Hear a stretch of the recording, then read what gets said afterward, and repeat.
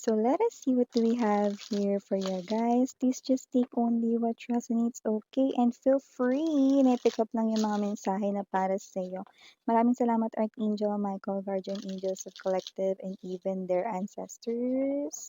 What do we have here for them? You know, the vibe gives me this very light as a feather energy, and it looks like this is a positive reading, yeah, okay? Positive, a very positive reading, okay? Wow, that's good news na agad there, no? So, let us see.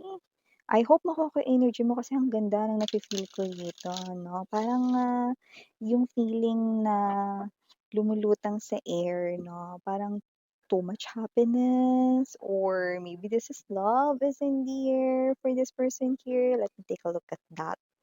Okay, details, tingnan natin.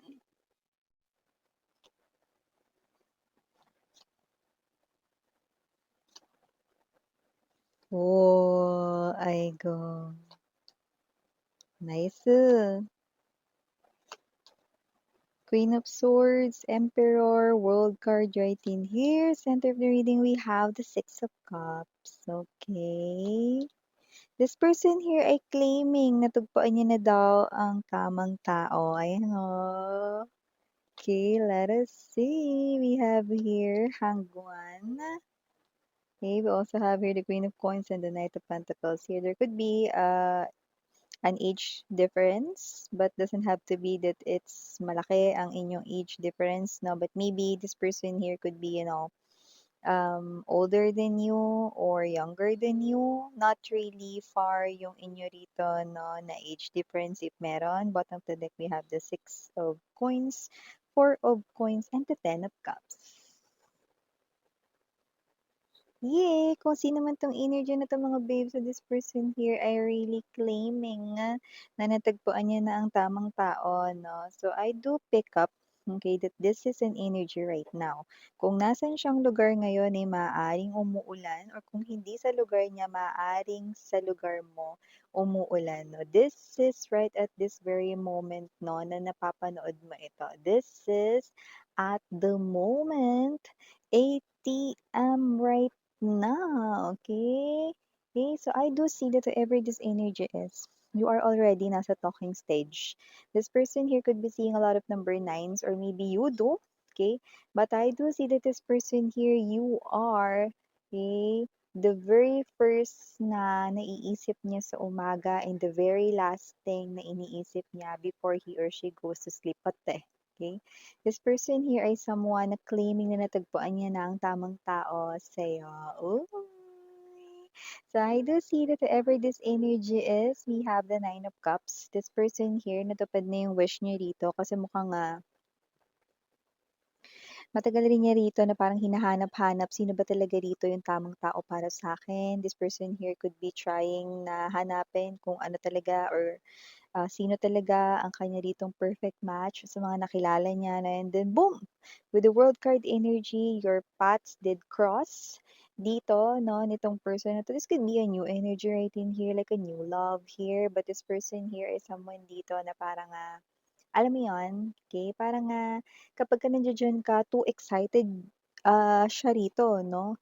Too excitement yung pick up ko sa kanya rito, no? To the point na parang kapag ka nandiyan ka, no, ayaw niya masyadong ipahalata, kaya parang, excuse me, siya ito no, na parang pinipigilan niya rito no, yung sarili niya, no? Parang this person here, maaaring tumitigil siya saglit kasi the energy is too overwhelming. This person here is stepping into the Emperor's vibe.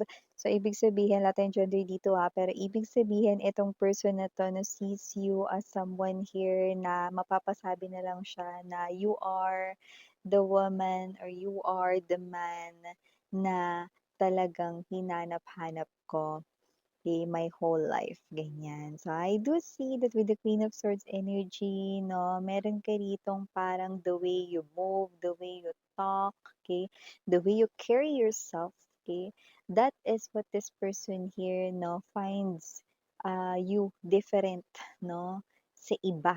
Okay, so I do see that this person here na unlock niya rito, no, yung parang hidden gem. So you are the hidden gem. That's what I'm getting right in here. Six of Cups.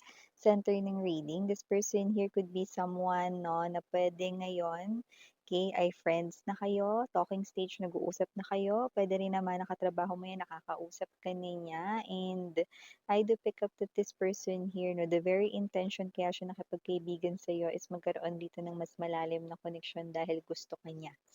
So, ibig sabihin kung kayo ay, may nakilalang bago rito at siya ang unang nakipagkaibigan, nakipagkilala sa inyo, ibig sabihin 'no, yun ay ang kanya ritong first step para magkaroon ng koneksyon at para makilala mo rin siya. Ooh! So, bago natin pag-usapan ito, more muna natin everybody. Hi and hello there everyone, my name is Yan. Welcome new subscribers, returning instant buyers. Thank you sa inyo walang sawang love and support for me. Kundi palam. Meron pa tayong isa pang channel link down below lang sa ating description box. If interested, just click that link para makarating kayo there every day we're uploading din ang mga fresh na upload na mga videos doon. So, wala tayong gender, ba lalaki LGBT, kahit anong zodiac sign mo, welcome ka.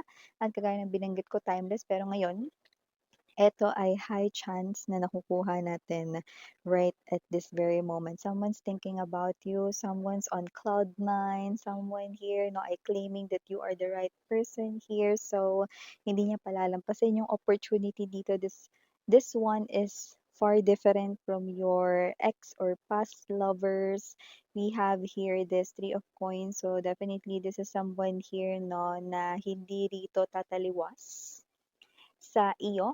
Okay, doesn't have to be na ito-tolerate ka niya kapag may mali kang gagawin dito ano, kundi ibig sabihin 'no, na this person here 'no, will always take your side, okay. Kapagka alam niya rito 'no, na, tama tama ka or tama ang iyong sinasabi or pinaglalaban gano'n 'no. So, whatever the case may be, this could be a coworker na puwedeng nakilala mo sa work, puwede din, or sa iyong negosyo dito. The Hangman energy, this person starts to build future. Bago siya dito matulog, this person here ay constructing sa kanyang isipan dito na what would his or her life with you in the future. Wow, that's very cute, no? The Hangman energy is an energy of someone here thinking ahead of time. And you are not someone like a friend or like a colleague or like a coworker in that future, but you are the future spouse. You are the future wife, you are the future husband of this person here, right beside him or her na in front of the altar, no? And yeah, wala tayong gender dito, wala rin tayong religion, so I do respect each and everyone's religion, but definitely wedding is nakikita ko rito, no, for the both of you. And yes, this person here is not having just illusions. This person here, no, I not feeling this kasi wala lang, no, but with this Six of Cups and the Ten of Cups, definitely you are meant to cross paths because you are destined to be with each other. Ibig sabihin, meant to be kayo dito, sweetheart. So definitely, no, kung feeling mo ngayon wala kang katawagan, no, na baby, babe, honey, wala kang kapalitan ng I love you too. Or I miss you too, yan 'no. Lapit na B, yan 'no, meron na. Dahil meron na rin ditong lalapit sa'yo, taray! So, para ka ditong, palay ta's siya yung manok. Lalapit na siya sa'yo rito, ay nakikita natin dito. Nine of Swords energy, the more na nakikita ka niya rito, the more na mas lalo siyang nagke-crave sa'yo, the more na parang, what's this, the more na kinakausap mo siya, the more na nai-inlove siya dito sa'yo. And the more na parang, what's this, the more na nag-i-imagine siya sa kanyang isipan that you are already together, no, the more na mas gusto niya na ito ay mapabilis na. So I do pick up that because of that, this person right in here will work on this. And with the Four of Pentacles energy, no, nakikita natin nagagawa na siya ng movement dito. Not holding back anymore the feelings. This person here will definitely give it, no? Yung kung anong sinasabi ko dito, ipapakita niya na yun sa'yo rito na alam mo, wala pa talagang ilan ditong mga linggo, meeting the parents ka na. I mean, you're gonna meet his or her world, no? You're gonna enter his or her world because this person here, no, is so serious talaga sa'yo, no? Like 101% serious sa'yo. So gusto niya dito makapasok ka na sa mundo niya, no? This person will show you his or her world. These are my friends, you know. This is my family, this is where I live, yan 'no. This person right in here 'no, ay nakikita ko na ipakikita niya sa'yo ang kanyang mundo. And I do pick up na yung mundo niya rito ay magugulat 'no, dahil parang for the first time sa tagal ng panahon meron na ulit siyang pinapakilala dito. Wow, 'no? And they are not seeing this person here as somewhat na naka-jackpot dito sa'yo 'no, kundi alam mo yon. Okay, both ways yung maiisip nila, ang swerte mo sa kanya at ang swerte rin niya sa'yo. See? Yan yung nakikita ko dito. Very supportive ang kanya rito 'no, ng mga peers, friends, family, relatives dito sa relationship na 'to. So, I don't know, maybe this person here super tagal niya rin dito na naging single. And then after meeting you, crossing paths here with you guys 'no, boom! Okay, nangyari na lang 'no, everything naramdaman na lang dito, naturally naramdaman na lang talaga dito 'no, and then, I do pick up 'no na ang, walang pahinga ito 'no, may paggalaw ng pagbabago sa kada oras, galaw ng kamay ng relon 'no, so expect the unexpected right in here, nabubulol pa. This person ay coming for ya, you know, naamoy mo yung toothpaste ko 'no. So whatever the case may be, I do see that whoever this energy is, no, very romantic, very sweet, and very respectful. Okay. This person here nakikita ko rito, no, na talagang iingatan ka niya, will respect your boundaries right in here. Nakakayaan ka niya rito, no, go out with your friends. Oh, yan, no. And okay, this person here, no, will take care of you. Okay? Yung, alam mo yung ano, no, nandun pa lang kayo sa dating stage, mararamdaman mo boyfriend, girlfriend mo na siya.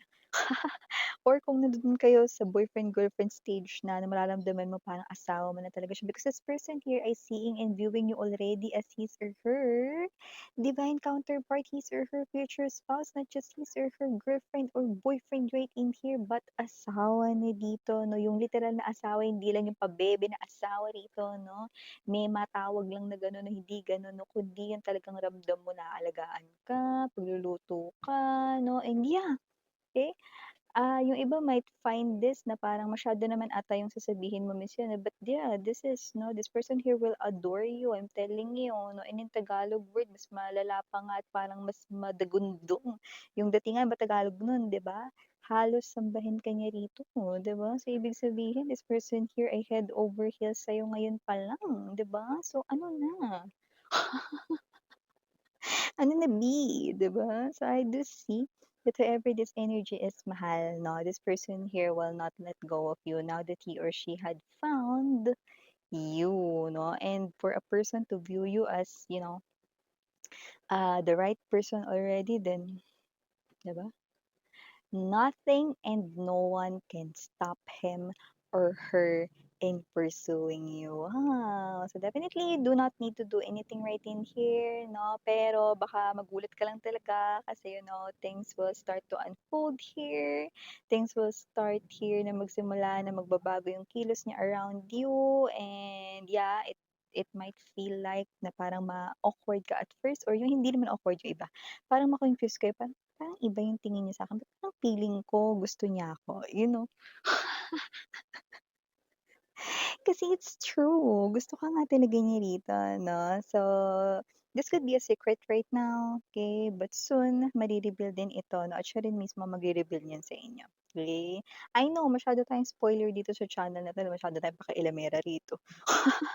Na nauna tayo kaysa sa kanya 'no, pero at least alam mo na 'no, may hint ka na 'no.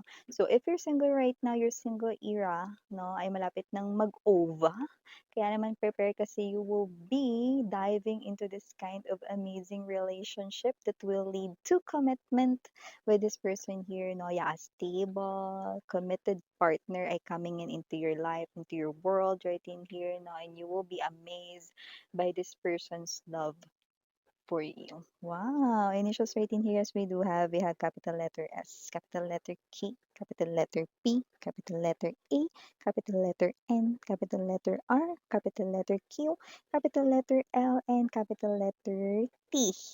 For small letters naman, we have R, O, S, N, L, J, O, And last but not the least, we have A. Okay, so ito yung mga messages right here for you guys. Again, I'm Yuriana Ani for the Gusanyana Duna for the Barsarang Hela Bandari. And